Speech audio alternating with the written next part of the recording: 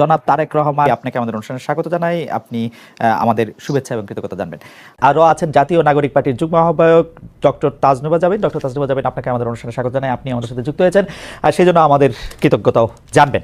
আমি আপনাকে প্রথমেই যে বিষয়টার দিকে আপনার দৃষ্টি আকর্ষণ করতে চাই সেটা হচ্ছে যে এনসিপি বা এই যে জাতীয় নাগরিক পার্টি কিভাবে বিএনপির শত্রুতে পরিণত হলো, মানে বিএনপিকে কিভাবে শত্রু গণ্য করতে থাকলো। যেমন আপনাদের একটা জনপ্রিয় বয়ান আমরা এরকম শুনি যে আপনারা 15 বছর কোথায় থাকেন, 15 বছর আপনারা পারেন নাই, কিন্তু 15 বছর যে বিএনপি পারে নাই সেইটার দায় কিন্তু আমাদের সবার। যেমন এই বৈষম্য বিরোধী ছাত্র আন্দোলন যখন জীবনের ঝুঁকি নিয়ে রাস্তায় এসে দাঁড়ালো, তারা যখন মরতে শুরু করেছিল, আপনিও প্ল্যাকার্ড নিয়ে রাস্তায় দাঁড়িয়েছেন, আপনি একজন পেশাজীবী, আমরাও আমাদের জায়গা থেকে যা করার দরকার তা করতে চেয়েছি, তা করতে চেষ্টা করেছি। কিন্তু বিএনপি যখন করতে চেয়েছে, বিএনপি যখন শেখ হাসিনাকে সরাতে চেয়েছে, তখন আমাদের কাউকে কিন্তু পাশে পায় নাই। এই 15 বছর ধরে সংগ্রামরত, তারপর হচ্ছে বিভিন্নভাবে মজলুম দলটা কিভাবে এনসিপির সবচেয়ে বড় প্রতিপক্ষতে পরিণত হলো। তারা কথায় কথায় বিএনপিকে স্ল্যাশ করে, বিএনপি পারে নাই, বালুর ট্রাক সরাতে পারে নাই, দৌড়ানি দিয়ে এই আগে যদি দিতেন তাহলে এতদিনে ওরা পলায় যেত। এগুলি বিএনপিকে কেন শুনতে হইতেছে? মানে বিএনপির অপরাধটা কি? এবং সেটা কিন্তু আজকে থেকে না, প্রথম দিন থেকে। এবং বিএনপির অপরাধ আমি সরাসরি দেখি যে বিএনপি একটা নির্বাচন চায় এবং নির্বাচন করে এটা দেখতে চায় যে কারা আসলে কটুক দিতে পারে। আপনি যদি আমাদের একটু বলতেন। এই 5 আগস্টের পরে কিন্তু প্রত্যেকটা ফ্যাসিবাদ বিরোধী শক্তি যার যার ব্যানারে ফেরত গেছে। এখন যখন গণ অভ্যুত্থানটা নিয়ে প্রশ্ন ওঠে, গণ অভ্যুত্থানের ভাগিদার নিয়ে প্রশ্ন ওঠে, সবাইকে কিন্তু সমান সেটার অংশীদার তারা দাবি করে, খুব ভালো কথা। কিন্তু যখন ব্যর্থতা বা কোনো ধরনের জবাবদিহিতার মধ্যে পড়তে হয়, তখন কিন্তু শুধু ছাত্র তরুণদেরকে পড়তে হয় বা এই গুটি কয়েক ছাত্রকে ধরে পড়তে হয় যে, এবং এই শত্রু বা তারা 15 বছরে কিছু পারে না, এই কথাটা কিন্তু শুধু ছাত্র তরুণদের পক্ষ থেকে যায় না, এটা জনগণের পক্ষ থেকেও যায়। আপনি যদি আপনাদের এই অনুষ্ঠানগুলোর নিচে কমেন্ট গুলা দেখেন, কখনো যদি চোখে পড়ে, এখানে কিন্তু যাদের প্রকৃত অর্থে যাদের অ্যাকাউন্ট আছে, এরকম অনেক মানুষ কিন্তু খুব সুন্দর সুন্দর কথা লেখে এবং কাউকে অ্যাটাক করে না, খুব গঠনমূলক ভাবেই কিন্তু লেখে। এটা থেকে কিন্তু আপনারা নিজেরাও বুঝতে পারবেন এবং আশেপাশের মানুষ থেকেও বুঝতে পারবেন যে গত 15 বছরে একটা যোগ্য বিরোধী দল হওয়ার ব্যর্থতা কিন্তু এদেশকে ভুগিয়েছে, একটা সফল বিরোধী দল হওয়ার ব্যর্থতা কিন্তু এদেশকে ভুগিয়েছে। এটা শুধু ছাত্র জনতা হিসেবে আমরা যে বলি যে, বা এনসিপি এই নতুন করে যেটা বলে, ব্যাপারটা তা না। আরেকটা বিষয় হচ্ছে, এই শত্রু বা এই মুখোমুখি দাঁড় করানোর ব্যাপারটা কিন্তু এক দিক থেকে না। আপনি দেখবেন এই যে কিছুদিন আগে এক টক শোতে আমার এক সহ আলোচক বলছিলেন, আমি 90 সালের গণ অভ্যুত্থানের একটা কথা বলছিলাম, উনি বলছেন 90 সালে তোমার বয়স কত ছিল? বেয়াদব, অপরিপক্ক, আদব কায়দা জানে না, তোমাদের বয়সে মানে এক একজনের, আমাদের রাজনৈতিক জীবন বা রাজনৈতিক পথ চলা তোমাদের বয়সের বেশি। এই যে খাটো করে দেখা, এই যে হেয় করে দেখা, তো এটার প্রতিক্রিয়াতেও কিন্তু কিছু কথা চলে আসে না। ডক্টর জাবিন আসেন আমরা একটু আমার ব্যর্থতা, আমি আপনার প্রশ্নটা আসলে বুঝাতে পারছি কিনা আমি জানি না। আমার কাছে যেটা মনে হয়েছে যে বিএনপি গত 13 বছর ধরে, স্পেসিফিকলি বললে যে 2012 সালের পর থেকেই বিএনপি এই একটা সরকারের কাছে একটা দাবি জানায় আসতেছে, দরকার হলে সরকারকে বলতেছে ক্ষমতা চাইতে একটা সুষ্ঠু নির্বাচনের কথা বলতে। এবং এইটার মধ্যে কিন্তু বিএনপি কোনোদিন কোনো আড়াল নিতে পারে নাই। বিএনপি কিন্তু কোনো ছাত্রলীগের মধ্যে গিয়ে বলতে পারে না যে বঙ্গবন্ধু মহান নেতা, আমরা সবাই বঙ্গবন্ধুকে ভালোবাসি, এই কথা বলে কিন্তু বিএনপি রাজনীতি করতে পারে নাই। বিএনপিকে রাজনীতিটা করতে হয়েছে বিএনপির কথা বলেই, শেখ হাসিনার এগেনস্টে কথা বলেই বিএনপি রাজনীতি করতে হয়েছে। তার জন্য মামলা মোকদ্দমা, জেল জুলুম যত কিছু করছে, চা খাচ্ছে। বৈষম্য বিরোধী ছাত্র আন্দোলনের নেতারা কিন্তু শেখ হাসিনার বিরুদ্ধে ফেসিবাদী আন্দোলনে গেছে হচ্ছে অনেক পরে, অনেক জায়গার পরে। সেই সময় তাদেরকে আমরা মুক্তিযুদ্ধের স্লোগান দিতে দেখছি, তাদেরকে আমরা বঙ্গবন্ধুর ভাষণ দিতে দেখছি, এবং আমরা দেখছি যে তারা নানাভাবে নানা ধরনের আড়াল নিচ্ছেন। বিএনপি কিন্তু এই সুযোগটা পায় না। আমার প্রশ্নটা হচ্ছে, যেই বিএনপি এত ত্যাগ করলো, এবং তারা কিন্তু সরকারে গিয়া 3 জন মন্ত্রী হয় নাই, 3 জন মন্ত্রী এই বৈষম্য বিরোধী ছাত্ররাই হয়েছে। তারা কিন্তু কোনো কিছু দখল করে না, তাদের একটাই চাওয়া ছিল ইলেকশনে যাওয়া। এবং ইলেকশন যাওয়ার পর থেকে বিএনপিকে কি শুনতে হয়েছে আপনাদের কাছ থেকে আপনি দেখেন। আমি ছোট করে একটু বলি, আমার মাফ করবেন, আপনাদের কাছে শুনতে হয়েছে বিএনপি নাকি আওয়ামী লীগকে পুনর্বাসন করতেছে, বিএনপি নাকি আওয়ামী লীগকে নিয়ে আসতেছে। আওয়ামী লীগ দিয়া বিএনপির নেতারা যেভাবে ক্ষতিগ্রস্ত হয়েছে, তার 100 ভাগের 1 ভাগ বাংলাদেশে কেউ হয় নাই। এরপরও বিএনপি কেমনে শত্রু হইল এনসিপির, এইটার কারণটা কি? মানে বিএনপিকে ক্ষমতা থেকে ঠেকানোটা কেন এত জরুরি হয়ে পড়লো? এখানে শত্রুতার প্রশ্ন না খালেদ ভাই। এই যে কেন শুধু সুষ্ঠু নির্বাচনই চেয়েছিল, নির্বাচন কেন্দ্রিক রাজনীতি তারা করেছে। এই যে হাসিনা কিভাবে এই 3টা অবৈধ নির্বাচন করে ফ্যাসিস্টের সাম্রাজ্য টিকে রেখেছিল, তাদের রাজনীতিটাই ছিল নির্বাচন কেন্দ্রিক। কারণ নির্বাচন হলেই শুধু গণতন্ত্র হবে, গণতন্ত্র ফিরে আসবে, এটা তাদের একটা রাজনৈতিক একটা চালের, এটা বা তাদের কি বলবো আমি, পরিকল্পনার ভুল বলবো, যে তারা সব সময়, আপনিই বলছেন যে তারা সবসময় সুষ্ঠু নির্বাচনই চেয়েছে। কেন তারা হাসিনার এই যে তার যে সাম্রাজ্য, 3টা বিভাগ, এই যে সবকিছু তার একক কর্তৃত্বে, একক হাতে, প্রত্যেকটা রাষ্ট্রীয় প্রতিষ্ঠানের একটা ইট পাতা যে হাসিনার কথা ছাড়া বা স্বৈরশাসকের কথা ছাড়া চলতো না, বা মানুষকে সম্পৃক্ত করার যে রাজনীতি, এটা তো বিএনপি করতে ব্যর্থ হয়েছে। এবং জনগণের কথা না বলে, জনগণ এই যে এখনো তারা যে 31 দফা বলে বলে যেসব গণভোট অসম্ভব বলছে, যেসবে আমরা জনগণকে সম্পৃক্ত করতে চাচ্ছি, বিএনপি আবার সেসব জায়গায় জনগণকে দূরে ঠেলে দিয়ে আবার নির্বাচনের কথা বলছে। এখানে কিন্তু আপনি দেখেন তারা কিন্তু আবার জনগণকে নিজেদের থেকে দূরে সরাচ্ছে। জনগণ কিন্তু তাদেরকে চাচ্ছে, এবং তারা একটা প্রতিষ্ঠিত রাজনৈতিক দল, তারা নির্যাতিত রাজনৈতিক দল। আপনি নিজেই বলছেন যে তারা সব সময় সুষ্ঠু নির্বাচন চেয়েছে। একটা দেশের গণতন্ত্র কি শুধু সুষ্ঠু নির্বাচন, একমাত্র শুধু সুষ্ঠু নির্বাচনের মধ্যে এই নির্বাচন ব্যবস্থাটা কিরকম, এই নির্বাচনটা দাঁড়িয়ে আছে কিসের উপর? এই যে এই নির্বাচন কমিশনার গুলা, বিচারক এবং প্রত্যেকটা রাষ্ট্রীয় প্রতিষ্ঠান, তাদের মন্ত্রিসভাগুলা কিসের উপর দাঁড়িয়ে আছে? আইন শৃঙ্খলা বাহিনী, পুলিশ, র্যাব, প্রত্যেকটা গোয়েন্দা বাহিনী কিসের উপর দাঁড়িয়ে আছে? এগুলোর সংস্কারের কথা, এগুলোর বিরুদ্ধে কথা, প্রত্যেকটা সবসময় তাদের একটা উপর দিয়ে কথা, যে চেষ্টা করা হবে, পরিবর্তন করা হবে, কিন্তু স্পেসিফিক্যালি উপায়টা কি, পথটা কি, তারা জনগণের কাছে সেটা পরিষ্কার করে না। যেটা ছাত্র জনতা বা এখন পরবর্তীতে হয়েছে, হয় আন্দোলনটা কোটা বিরোধী আন্দোলন দিয়ে শুরু হয়েছিল, এবং সব সময় কিন্তু এটাই তো বাংলাদেশের ইতিহাসে প্রথম না, একটা দিয়েই শুরু হয়েছিল।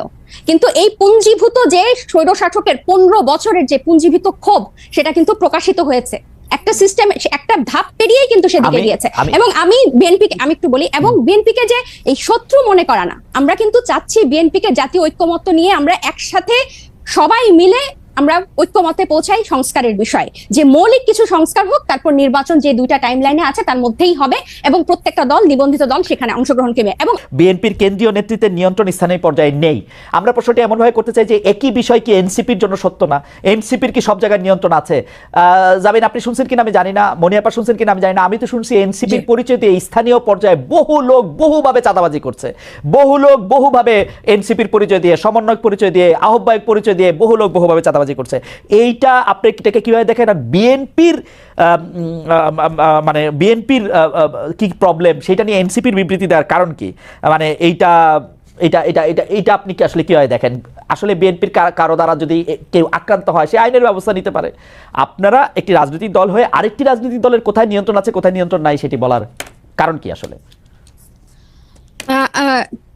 কিছুদিন আগে প্রথম আলোর একটা জরিপ আমি একটু দৃষ্টি আকর্ষণ করতে চাই, যেখানে 7ই আগস্ট 2024 থেকে 31শে মার্চ 2025 পর্যন্ত একটা রিপোর্ট প্রকাশিত হয়েছিল বিএনপি এবং তার সহযোগী অঙ্গ সংগঠনের অপরাধের একটা তালিকা, যেখানে আর্থিক এবং মৌখিক সহিংসতা মানে হুমকি, চাঁদাবাজি, এটা ছিল 372টা, এবং শারীরিক সহিংসতার রেকর্ড ছিল, মানে মারামারি, সংঘর্ষ, সেটা ছিল 488টা, এবং মৃত্যু 70টা।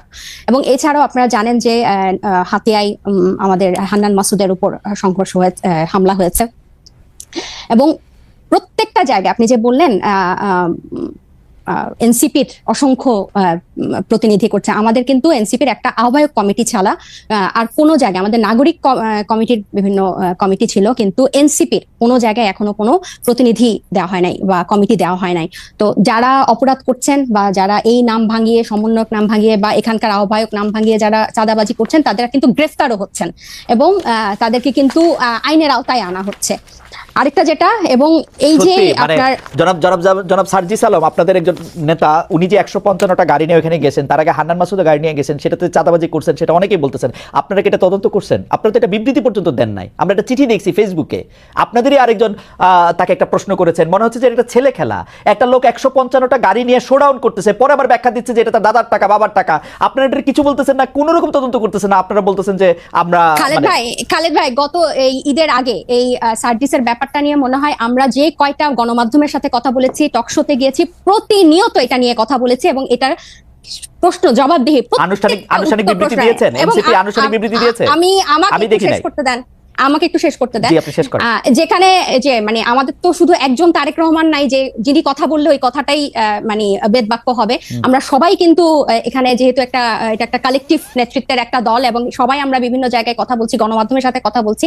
আমরা বারবার বলেছি যে এই তারা যে পাল্টাপাল্টি বক্তব্য দিয়েছে ফেসবুকে, এটা সম্পূর্ণ তাদের ব্যক্তিগত একটা পোস্ট এবং তারা সেভাবে সেটা হ্যান্ডেল করেছে। আমি আরো বলি যে আপনি আমাকে যে কথাটা শেষ করতে দিলেন না, তো এই যে বিভিন্ন জায়গায় যে তাদের এই সহিংসতা এবং তাদের যে স্থানীয় পর্যায়ে নিয়ন্ত্রণ নাই, এটা স্বয়ং তাদের দলের যে তারেক রহমান সাহেব উনি নিজেও কিছুদিন আগে, এই 2-1 দিন আগে, ঈদের আগে একটা বক্তব্যে বলেছেন যে যারা এরকম করছেন তাদেরকে উনি ডিজোন করেন বা টানতে পারেন না। সো এটা প্রমাণিত যে তাদের স্থানীয় পর্যায়ে তাদের ইয়াটা নাই, কন্ট্রোলটা নাই, এবং নিজে উনি এই কথা স্বীকার করেছেন। আর আমাদের দলের সাথে যে আপনারা বিএনপির তুলনা করছেন, এটা এই কারণে আমি বলবো যে আমরা এখনো সাংগঠনিকভাবে ওভাবে বিস্তার লাভ করি নাই। নতুন একটা রাজনৈতিক দলে অনেকেই কিন্তু শেল্টার নিতে চাইবে বা নাম ভাঙিয়ে এটা করতে চাইবে, কারণ এই যে এইগুলো কিন্তু এই 1 মাস আগে আমরা এসে নতুন করে তৈরি করি নাই, বরং এই পুরনো রাজনৈতিক অপসংস্কৃতির মধ্যে আমরা এসেই জন্ম নিয়েছি। সো এখন আমাদের উপর দায়িত্ব এসব রাজনৈতিক অপসংস্কৃতি পরিষ্কার করা এবং ফেরেশতার মতো বিহেভ করা। সো আমরা কিন্তু অথবা আপনার দায়িত্ব, ডক্টর জাবিন, অথবা আপনাদের দায়িত্ব হচ্ছে ওই সংস্কৃতিটারও বেশি করে করা। একটু খালেদ ভাই আমি শেষ করি। ওই সংস্কৃতি বেশি করা না, ওই সংস্কৃতির বিরুদ্ধে কথা বলা।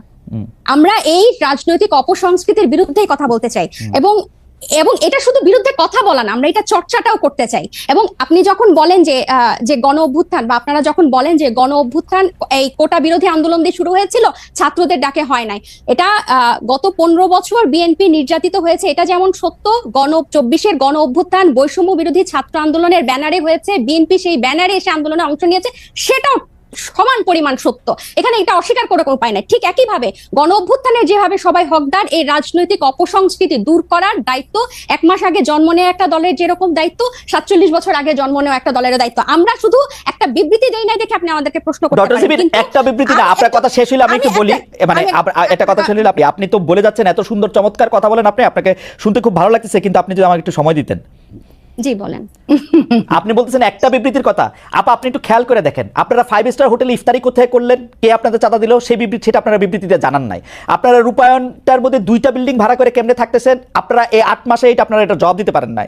আপনাদের শোডাউন করলেন কোত্থেকে গাড়িতে, এটার জবাব আপনারা বিবৃতিতে দিতে পারেন নাই। আপনারা কেন হাসনাত আব্দুল্লাহ হঠাৎ করে বললো আর্মি তাদেরকে ডাইকা নিয়ে বলছে আওয়ামী লীগকে রাজনীতিতে আসতে দিতে হবে, তারপরে আপনারা এটার নিয়ে কিন্তু কোনো একটা দলগত অবস্থান আপনারা জানান নাই।